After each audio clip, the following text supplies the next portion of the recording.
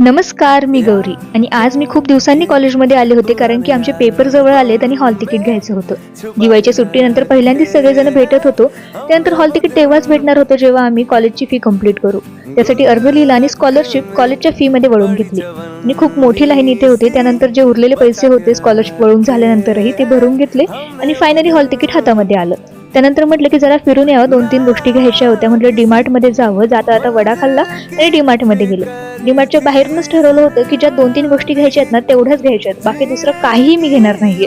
पण इथे गेलं ना की मनच आवरत नाही, कारण की इतक्या सगळ्या छान छान गोष्टी समोर दिसतात ना की घ्यावंच वाटतं. त्यानंतर नाही म्हणता म्हणता मी 4,000ची शॉपिंग केली आणि त्यानंतर आम्ही पॉपकॉर्न घेतले आणि त्यानंतर डीमार्टच्या समोरच एक क्रेझी चीज कॅफे आहे. पहिल्यांदाच इथे आले होते आणि जितकं हे सुंदर कॅफे दिसतंय ना तितकंच इथे टेस्टही खूप छान आहे.